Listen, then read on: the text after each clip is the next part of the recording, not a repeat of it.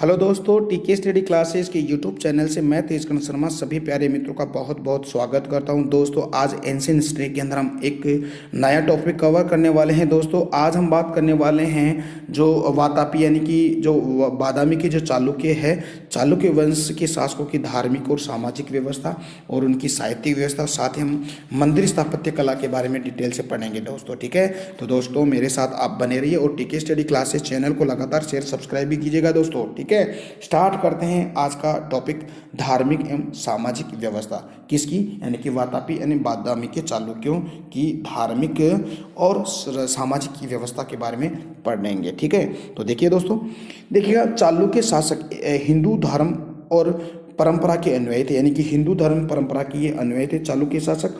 इन्होंने विभिन्न वैदिक यज्ञों का संपादन भी किया। ठीक है, इन्होंने विभिन्न वैदिक यज्ञों का संपादन किया। मैंने कहा पिछले वाले वीडियो में मैंने बताया था, जो आपका पुलकेशिन द्वितीय है, इस पुलकेशिन द्वितीय के द्वारा अश्वमेध यज्ञ करवाया जाता है और एक राजसूय यज्ञ भी करवाया जाता है दोस्तों। ठीक है, तो ये कहने का मतलब है इन्हें वैदिक यज्ञों का संपादन भी वो करते हैं। देखिए दोस्तों, यानी कि ये वैष्णव धर्म के अनुयायी भी थे। विष्णु का वराह यानी कि नरसिंह अवतार विशेष प्रचलित था। ठीक है, तो ये लगभग सभी जो शासक थे वैष्णव धर्म को के अनुयायी थे और विष्णु का वराह और नरसिंह अवतार के विशेष प्रचलित थी। ब्रह्मा और शिव की लोकप्रियता भी ज्ञात होती है किनसे, चालुक्य शासकों से। विष्णु को कुल देवता मानते थे कौन, चालुक्य वंश के शासक जो विष्णु है, विष्णु को कुल देवता मानते थे। ठीक है दोस्तों, देखिएगा, शिव को लोकेश्वर, त्रिलोकेश्वर और विरूपाक्ष आदि नामों से भी जाना जाता था। यानी कि जो भगवान विष्णु के जो वैष्णव धर्म के वो क्या थे, वैष्णव धर्म के जो उपासक थे, तो वैष्णव धर्म में उपासक होने के साथ साथ उन्हें शिव को लोकेश्वर रूप में पूजते थे, त्रिलोकेश्वर के रूप में और विरूपाक्ष के रूप में वे पूजते थे, इसलिए उनका नाम ये पड़ा था। ठीक है, देखिए दोस्तों, ब्रह्मा विष्णु और शिव से संबंधित मंदिरों का वो निर्माण भी करवाते हैं। ब्रह्मा विष्णु और शिव के संबंधित मंदिरों का वो अनेक मंदिरों का निर्माण करवाते हैं। ठीक है, इस समय चालुक्य राज्य में जैन धर्म का प्रचलन था, यानी कि जैन धर्म का प्रचलन भी था दोस्तों। किसमें, आपको पता है कि रवि कीर्ति जैन है, जो रवि कीर्ति जैन, जिसने एहोल अभिलेख की या एहोल प्रशस्ति की वो रचनाकार है, तो वो भी जैन धर्म से रिलेटेड था। ठीक है, चालुक्य शासकों का जैन धर्म के प्रति उदार दृष्टिकोण था, यानी कि चालुक्य जो शासक थे वो जैन धर्म को वो अपनाते थे और उनके इस जैन धर्म के प्रति उनका जो हृदय था बिल्कुल उदार था। ठीक है, रवि कीर्ति जैन ने जिनेंद्र देव मंदिर का निर्माण करवाया। मैंने कहा जो रवि कीर्ति जैन है, ये रवि कीर्ति जैन जो आपका जो पुलकेशिन द्वितीय के दरबारी कवि था। ठीक है, तो उसने रवि कीर्ति जैन के द्वारा जो एहोल अभिलेख लिखवाया था, उसमें हमें जानकारी मिलती है कि जिनेंद्र देव मंदिर का वो निर्माण करा था स्वयं रवि कीर्ति जैन। देखिए, विजयादित्य की बहन ने लक्ष्मेश्वर में जैन मंदिर बनवाया, यानी कि जो विजयादित्य उसकी जो सिस्टर थी, उसने लक्ष्मेश्वर में एक जैन मंदिर का निर्माण करवाती है।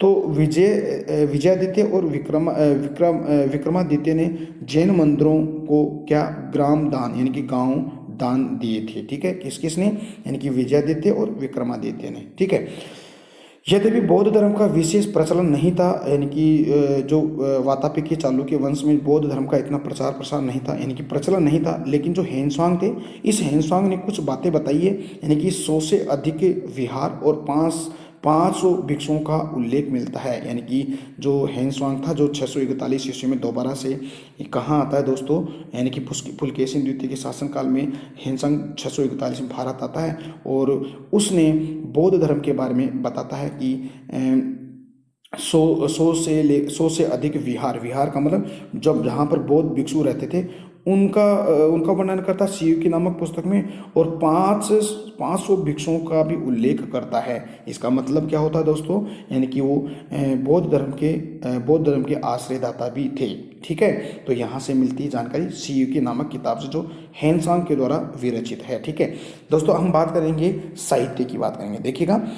देखिए साहित्य से क्या है, यद्यपि साहित्य सृजन के बहुत अधिक साक्ष्य नहीं मिलते हैं, यानी कि जो चालुक्य यानी कि जो वातापी के चालुक्य जो वंश था उसमें अधिकांशतः साहित्य का सृजन नहीं मिलता, लेकिन कुछ ऐसी किताबें जिनका जिनका चालुक्य वंश में उसका उनकी रचना हुई है। जैसे हम कहेंगे एहोल प्रशस्ति के रचनाकार रवि कीर्ति जैन लिखा लिखा है, यानी कि एक जो रचना मिली है ये है आपकी एहोल प्रशस्ति, किसके द्वारा, रवि कीर्ति जैन के द्वारा। वह उस लेख के माध्यम से कालिदास और भारवी की समकक्ष हो गई। ठीक है, कहने का मतलब उसने जो रवि कीर्ति ने ये एहोल प्रशस्ति लिखी तो ये कालिदास और भारवी के समान हो गए। ठीक है, उसके समकक्ष हो गए। महाकूट अभिलेख से प्राप्त एक महाकूट से एक गुहालेख मिला है। इस गुहालेख की तुलना बाणभट्ट के गद्य से की गई है, यानी कि महाकूट से एक लेख मिला है गुहालेख, इसकी तुलना बाणभट्ट है। ठीक है, जिसने कादंबरी और हर्षचरित नामक किताब लिखी थी, उसके गद्य से इसकी तुलना की गई है, किसकी, गुहालेख से। ठीक है, इसके साथ ही अगर देखिए दोस्तों विजय भट्टारिका को ही विजयांका या वज्जिका के रूप में स्वीकार किया गया है, जिसे कीर्ति महोत्सव नामक ग्रंथ की रचना की थी। ठीक है, हेनस्वांग ने चालुक्य राज्य के लोगों को क्या कहा, विद्या का वशनी कहा गया, यानी कि विद्या को यानी कि जो ज्ञान है, ज्ञान को ज़्यादा आश्रय नहीं देते थे दोस्तों। ठीक है, देखते हैं आगे दोस्तों। आगे अगर बात करें तो दोस्तों इसमें कुछ बुक है, किताबें हैं, उसकी हम चर्चा कर लेते हैं। देखिएगा, इस वातापी के चालुक्य के वंश के समय कुछ किताबें लिखी गई थी। देखिएगा, एक किताब शब्दावतार, देखिएगा दोस्तों ये शब्दावतार है। इस शब्दावतार किताब की रचना गंगराज दुर्वी नीति यानी कि दुर्वी नीति के द्वारा इसकी रचना की है। एक जिनेंद्र व्याकरण, इस जिनेंद्र व्याकरण की रचना उदयदेव के द्वारा की जाती है। दोस्तों दो किताबें हैं, यश तिलक चंपू और एक नीति वाक्य मृत। ठीक है, एक तो क्या है यश तिलक चंपू और नीति वाक्य मृत, इस किसके द्वारा लिखी गई है, सोनदेव शूरी के द्वारा लिखी गई। तो दोस्तों ये साहित्य था।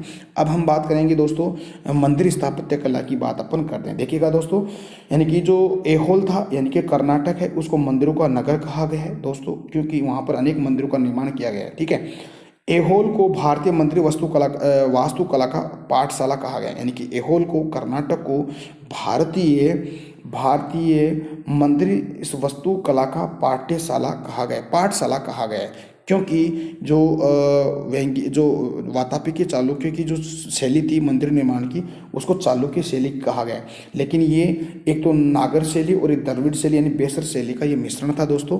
तो नागर शैली और द्रविड़ शैली यानी कि बेसर शैली के मिश्रण से चालुक्य शैली का निर्माण होता है, और चालुक्य शैली में अनेक मंदिरों का निर्माण किया जाता है दोस्तों।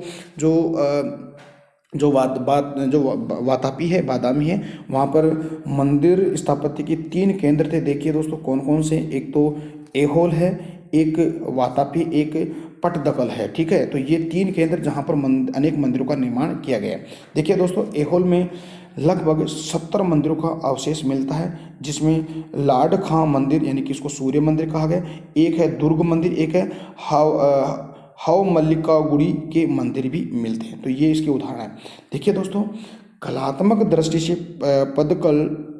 पदकल के मंदिर अधिक विकसित हुए, यानी कि इसमें जो पापनाथ और एक विरूपाक्ष मंदिर सबसे महत्वपूर्ण है। कहाँ, पदकल में। ठीक है, तो पदकल में जो मंदिर है पापनाथ का मंदिर और एक विरूपाक्ष मंदिर। देखिएगा, इस पापनाथ मंदिर का निर्माण किसके द्वारा किया जाता है, 680 ईस्वी में विनयादित्य के द्वारा इसका निर्माण किया जाता है। लेकिन हम विरूपाक्ष मंदिर की अगर हम चर्चा करें दोस्तों, बहुत ही इंपॉर्टेंट है ये मंदिर, तो उसकी हम चर्चा करें तो देखिएगा, ये पल्लवों पर विजय के उपलक्ष्य में बनाया गया था, यानी कि जिसका जो निर्माण किसके द्वारा किया जाता है, यानी कि विक्रमादित्य की एक पत्नी थी लोक महादेवी द्वारा इसका निर्माण करवाया जाता है।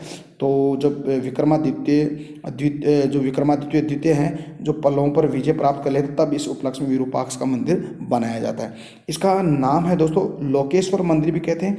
इसका जो वास्तुकार है किसका, यानी कि विरूपाक्ष मंदिर का वास्तुकार, उसको गंड कहा गया, यानी कि इसका वास्तुकार कौन है, गंड। लेकिन इसका दूसरा नाम है त्रिभुवनाचार्य थे इसके वास्तुकार। और अगर इसके कलाकार की हम बात करें तो इसी मंदिर यानी विरूपाक्ष मंदिर के कलाकार हैं श्री गुंडन थे। ठीक है, तो इनको याद रखिएगा। वास्तुकार तो कौन था, वास्तुकार है गंड, और कलाकार कौन था, श्री गुंडन। इस गंड को त्रिभुवनाचार्य भी कहा गया है दोस्तों। ठीक है दोस्तों, आगे बात करें देखिएगा, चालुक्य काल में सर्वप्रथम गोपुरम इस मंदिर में इसी मंदिर में मिलते हैं, है ना। जो आपका विरूपाक्ष का जो मंदिर है दोस्तों, इसमें गोपुरम का अवशेष में देखिएगा दोस्तों। गोपुरम क्या होता है, जैसे आप मंदिर में एंटर करते हो तो आपको ऐसे एक दरवाज़ा दिखाई देता है और दरवाजे पर यानी कि हाथी है और अनेक चित्रों का आपको चित्र दिखाई देते हैं, तो उसको हम गोपुरम कहते हैं, ठीक है। यानी कि मंदिर में प्रवेश करने से पहले आपको जो दरवाज़ा आपको मिलता है उसको दोस्तों हम क्या कहेंगे, आपको गोपुरम कहते हैं। तो गोपुरम का सर्वप्रथम जो उल्लेख है ये विरूपाक्ष मंदिर में मिलते हैं। देखिए दोस्तों, अजंता और एहोल चालुक्य के राज्य में थी, यानी कि अजंता और एहोल थे चालुक्य के राज्य में थे। चालुक्य काल का सर्वाधिक प्रसिद्ध भित्ति चित्र पुलकेशिन द्वितीय को ईरानी राजदूत का स्वागत करते दिखाने का है। यानी कि भित्ति चित्र यानी कि दीवार पर जो चित्र बनाया जाता था, वह चित्र जो पुलकेशिन था, पुलकेशिन ईरानी एक राजदूत था, उसका स्वागत कर रहा है, तो ऐसे भी इसको बताया गया। तो ये तो हमने दोस्तों है ना किसके बारे में, मंदिर स्थापत्य कला के बारे में बात करें। अब कुछ विशेष बातें हैं दोस्तों जो वातापी के चालुक्य के बारे में बताता है। देखिएगा, चालुक्य काल में महिलाओं को उच्च पदों पर नियुक्त किया जाता था दोस्तों। इसका मतलब ये हुआ कि महिलाओं की स्थिति बहुत बढ़िया थी, ठीक है, दयनीय स्थिति नहीं थी। तो चालुक्य काल में दोस्तों महिलाओं को ऊंचे पद पर भी नियुक्त किया जाता था। दूसरी अगर बात करें तो विक्रमादित्य द्वितीय को दो पत्नियां, एक तो कलचुरी वंश की एक कन्या थी, दो पत्नियां, एक तो लोक महादेवी, एक त्रिलोक्य महादेवी ने चालुक्य प्रशासन में महत्वपूर्ण भूमिका निभाई, ठीक है। तो विक्रमादित्य द्वितीय की दो पत्नियां थी, एक दोस्तों आपके जो लोक महादेवी और एक त्रिलोकी, इन्होंने भी प्रशासन में अपनी महत्वपूर्ण भूमिका निभाती है, ठीक है। वातापी बादामी जो है पाषाण शिल्प कला की गुहा मंदिरों के लिए प्रसिद्ध था। यानी कि पत्थरों से मंदिर बनते हैं, जिसको गुहा मंदिर कहते हैं, तो वातापी और बादामी के अंदर, ठीक है दोस्तों। विदेशी विवरण की अगर हम चर्चा करें, हेनस्वांग का जो विवरण है यानी कि सीयू की नामक किताब में वो बताते हैं। एक तबरी ईरान का विवरण है। ये दोनों ही जो विदेशी हैं ये पुलकेशिन द्वितीय की ये क्या करते हैं दोस्तों, प्रशंसा करते हैं दोस्तों। इसके साथ ही दोस्तों कहें, नगर को पट्टन या पुर कहा जाता था और ग्राम सबसे छोटी प्रशासनिक इकाई थी, और ग्राम का जो मुखिया होता था उसको हम कहेंगे गामुंड कहा जाता था। तो दोस्तों आज हमने वीडियो कवर कर लिया है पूरा का पूरा, यानी कि वातापी या बादामी के चालुक्य के बारे में पढ़ लिया दोस्तों। तो ये दो वीडियो मैंने अपलोड कर दिए हैं। पहला जो वीडियो था उसमें प्रमुख शासकों के बारे में हमने बात कर लिए, और ये जो सेकंड जो वीडियो था उसमें हमने जो चालुक्य यानी कि जो वातापी या बादामी के चालुक्य धार्मिक और सामाजिक व्यवस्था के बारे में पढ़ा, साहित्य के बारे में पढ़ा और मंदिर स्थापत्य कला के बारे में हमने पढ़ा है दोस्तों। तो दोस्तों अगर आपको वीडियो अच्छा लगा तो प्लीज़ अपना जो टीके स्टडी क्लासेस चैनल है इसके लिंक को अपने फ्रेंड सर्किल में शेयर कीजिएगा, या कोई एजुकेशन ग्रुप हो यानी कि कोई कोचिंग सेंटर हो या लाइब्रेरी ग्रुप हो या स्कूल ग्रुप हो या कॉलेज ग्रुप हो, वहाँ पर इसके लिंक को शेयर कीजिएगा। और शेयर करने के साथ साथ दोस्तों सब्सक्राइब भी कीजिएगा। सब्सक्राइब करने के पश्चात जो दोस्तों बेल आइकन आता है उस बेल आइकन को प्रेस कीजिएगा, ताकि मैं यहाँ से जो भी नया वीडियो अपलोड करूँ उसका नोटिफिकेशन आपके पास तुरंत आ जाए। तो दोस्तों हम कल एक नया टॉपिक लेंगे, यानी कि वेंगी के चालुक्य के बारे में पढ़ेंगे। तब तक के लिए मेरे को आप इजाज़त दीजिएगा दोस्तों। नमस्कार, जय हिंद, जय भारत।